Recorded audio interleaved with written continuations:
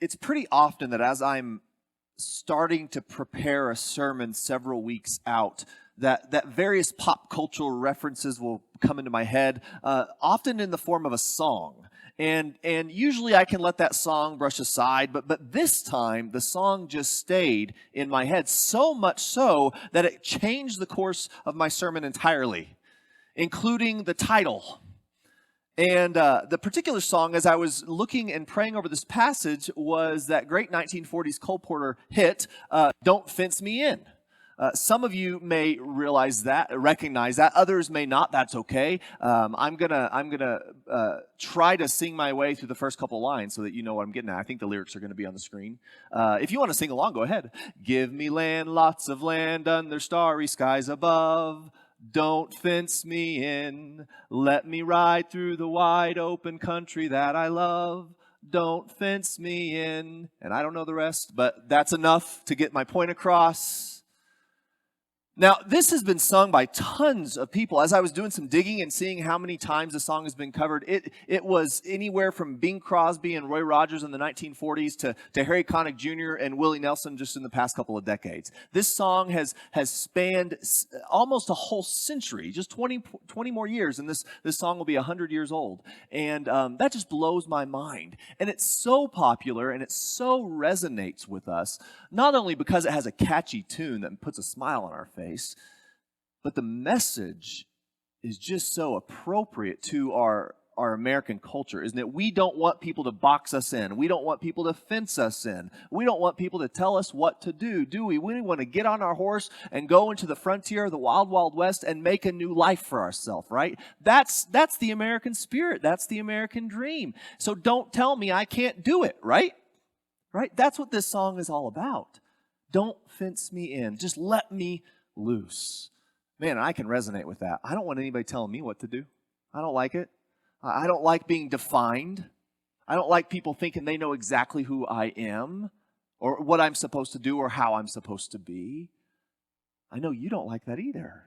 We don't like to be boxed. We don't like to be limited because when we do, we feel stifled. We just want to be able to get on that horse and go ride into the distance and live the life that we want to live. That's why this song resonates so much. That's why in the great songbook of truly American songs, this one is probably in it. But it's really fascinating to me how quick I am to want to stand up for this song, right? To fight for this song and to say this song is true in my life. How much I want to say for me, yes, don't fence me in. How quick I am to do that. Yet also how quick I am to say the exact opposite to Christ in my life.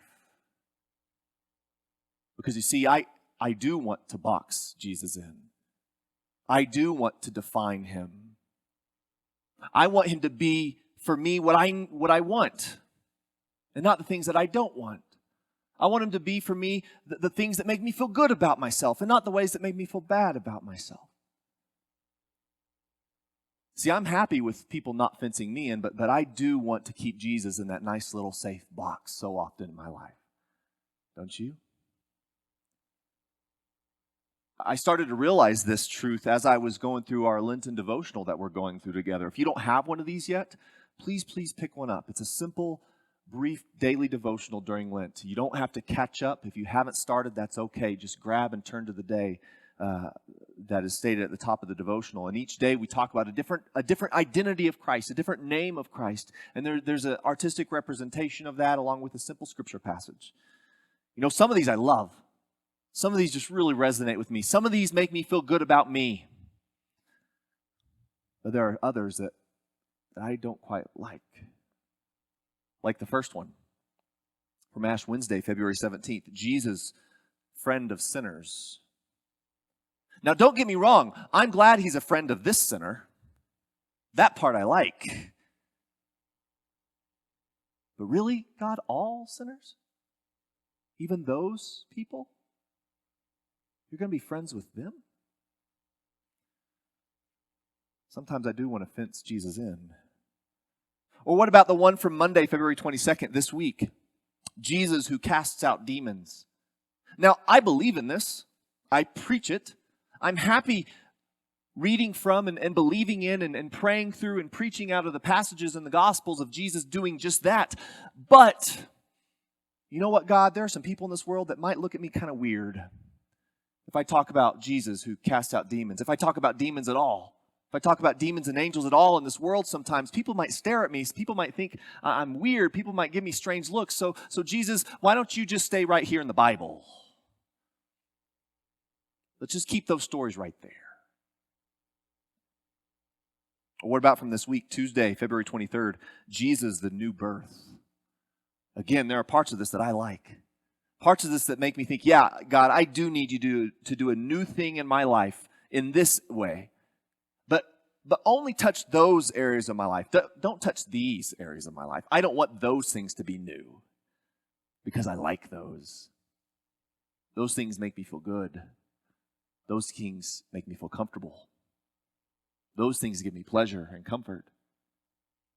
Those things give me prestige. Don't do a new thing with those, God. You see how we fence Jesus in? You see how we go out of our way to think that we need to be let loose and let free, but the creator of the cosmos, we're saying, nope, God, you got to stay in this nice little box, this nice little fence, so we can keep an eye on you and do exactly what we want you to do. Now, last week we started our Lenten journey, this journey leading up to Easter Sunday of going through the entire Gospel of Mark. Now, I'm not going to be preaching out of every single chapter and verse of Mark, but we're going to get the big picture together. Last week, we looked at the very beginning of Mark, and we discovered something really important about how the Gospel of Mark works, how this biography written by a guy named Mark living 2,000 years ago, how he chose to write this particular biography of Jesus. And we discovered that he really likes to write in what I'm calling little sandwiches. Do you remember this part? The sandwiches of Mark, the Mark sandwiches. For instance, last week, I think we got an image on the screen here. Last week, we looked at the sandwich that is Mark chapter 1, verses 1 through 11, and how we have the bread on either end of the sandwich being the statement that Jesus is God's Son, right? That he is the Son of God. And just reading them by themselves, you might think that they're separate, but you realize they're part of this singular story. And in the middle, the meat of this sandwich is reminding us and telling us that it's not enough just to hear that Jesus is God's Son, and it's not enough just to speak that Jesus is God's Son, but we see in the life of John the Baptist, we see in the life of those being baptized by John, and we see in the very baptism of Christ himself, in between those verse 1 and verse 11, that this is about a life of transformation. It doesn't matter if you just say that Jesus is God's Son, your life has to exemplify it as well. And so already at the very beginning of this gospel, Mark has set the stage for what the entire gospel is really about.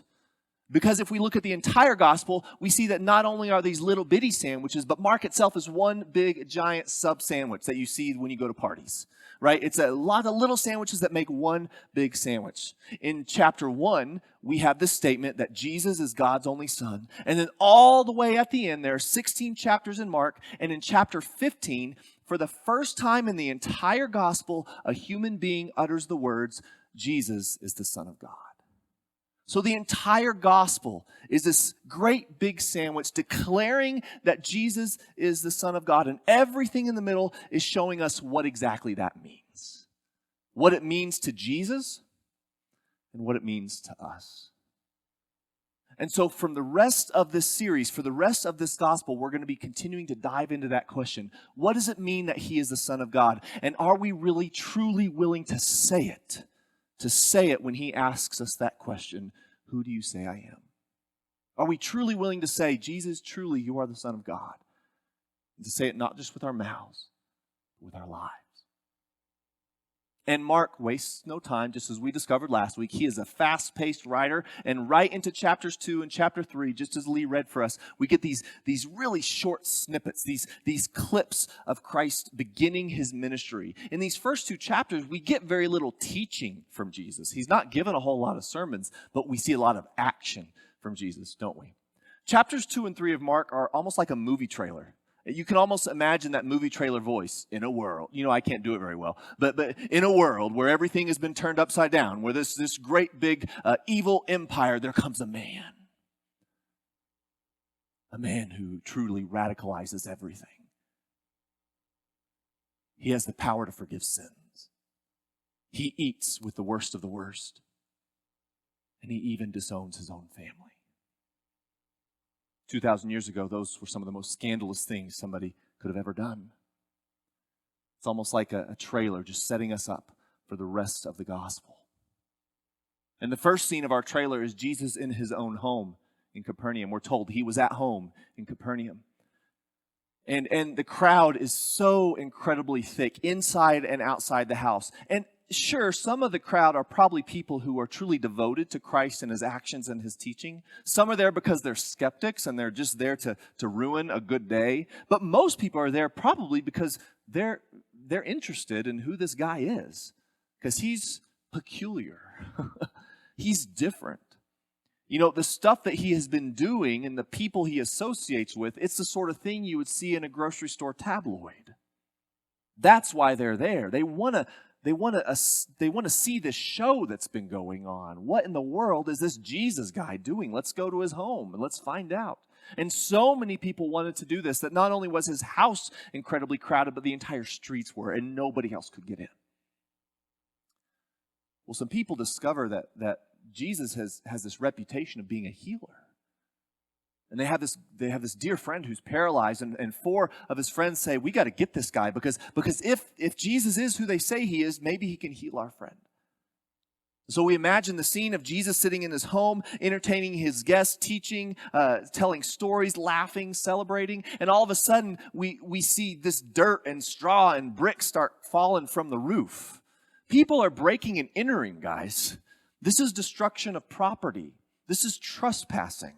These guys should be arrested. These guys should be thrown in jail. This was not normal. And if that would have been the route that this story took, none of us would bat an eye at it, would we? Of course they deserve that. Of course they shouldn't be doing this. What were they thinking, those crazy guys? But Jesus doesn't do any of that. Jesus heals the guy. But even more scandalous than Jesus not thinking anything wrong about this scenario, he forgives his sin. Church, this was unheard of. Let's just see what it was in that day. Chapter 2, verse 7. The scribes were sitting there. Scribes is, just think religious leaders, religious experts, leaders in the faith. Why does this fellow speak in this way? It is blasphemy. Or you could say it is heresy. It's against the faith. Who can forgive sins but God alone? You see, these leaders wanted to figure out who Jesus was. They wanted to put Jesus in a box. They wanted to try to define him. They wanted to try to limit him. And then all of a sudden, he busts all their expectations and says one of the most heretical things a Jew could say 2,000 years ago, that he has the power to forgive sins. Jesus will not be fenced in, church. That's what the leaders wanted to do. But what they needed was to have their eyes open that they too needed their sins forgiven. And maybe, just maybe, this guy is the guy to do it. So that's clip number 1 from a movie trailer. The screen swipes, goes to black and then fades back in to Jesus. In another scene, he's dressed in a little different clothes and he's still surrounded by a crowd, but it's not the same crowd. No, this crowd is not the sort of crowd you want to be around. Because in Mark chapter 2, verse 15, we're told that he's in a scene with many tax collectors and sinners. Now, when Mark uses the term sinners, Mark does believe, just like you and I, that we are all sinners. But he is using this term to get a response out of us. He's using this term to bring to mind those stereotypical people that we believe are sinners. 2,000 years ago, that would have included prostitutes and drunkards and gamblers and thieves, adulterers, and clearly tax collectors as well. So I don't want us excusing ourselves thinking, of course Jesus was sitting with sinners. That's what he should do. We're all sinners. We all belong around the table with Christ. Every single word I just said was true, but that is not the image that Mark wants us to get in our minds. I want to challenge you. I want you to be honest with yourself. When we read the word sinners together, and when I say it right now, who comes to mind? Who comes to mind? That's who Jesus is sitting with in this scene. And then, of course, in verse 16, when the scribes of the Pharisees saw that he was eating with sinners and tax collectors, they said to his disciples, "Why does he eat with tax collectors and sinners?" There they go again. Trying to box him in, trying to limit him, trying to define him, trying to figure out who this guy is, asking lots of judgmental questions. Who is he and what the heck does he think he's doing? That's the continual question throughout these chapters, through these vignettes, through these clips of Christ's early ministry. And if you think to yourself, Pastor Kelly, this isn't us. This is not what we do. Well, what about when I was confronted one day about a young college student in church with us? And I could be talking about here, I could be talking about elsewhere. In church with us, and I get a comment a few days later saying, "Pastor Kelly, that guy had tattoos all up and down his sleeves. I don't know if that's the type of guy we want here in church with us." It's true. What about the older gentleman who came to me one day and said, "Pastor Kelly, I don't think we should be ever having a woman preach in the sanctuary because that's just not right." It's true. It happens.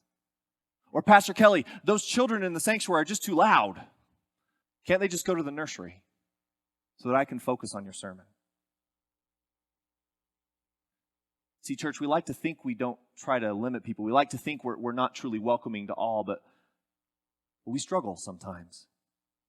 The church has always struggled, and we struggle too, to truly be a church that preaches and lives out the truth that Jesus eats with sinners, whether they are or not. But Jesus eats with everybody. Jesus welcomes all, and the Pharisees needed to see that. Not only did they need to see that they too were sinners that needed to be invited to this table, but they also needed to see that what Jesus is doing right here is what they should have been doing this whole time. They should have been welcoming all. They should have been found at the table with those people. But they weren't. You see, they thought they knew what a true righteous religious leader was supposed to be doing because it worked out well for them. But that's not why Jesus came. That's not what Jesus is doing in our life. It's not what we need Jesus to do.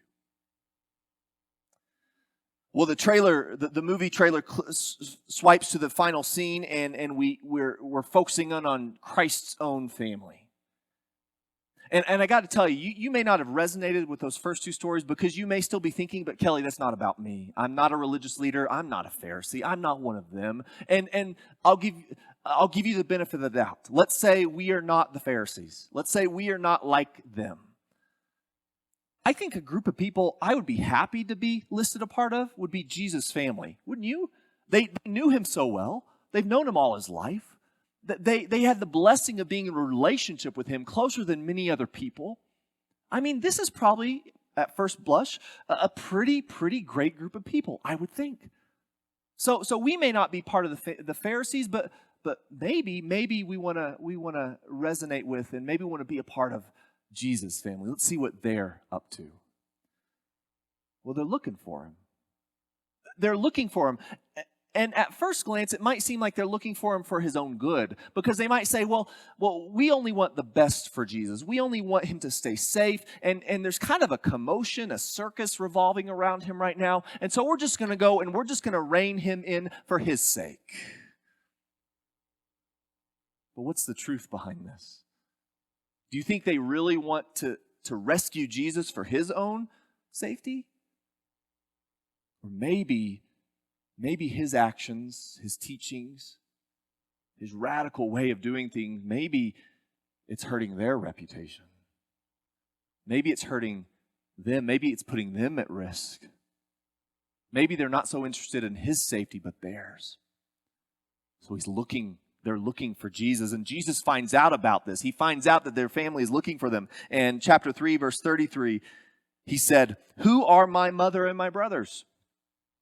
And looking at those who sat around him, again, probably sinners. And looking at those who sat around him, he said, "Here are my mother and my brothers. Whoever does the will of God is my brother and my sister and my mother." You see, Christ's family,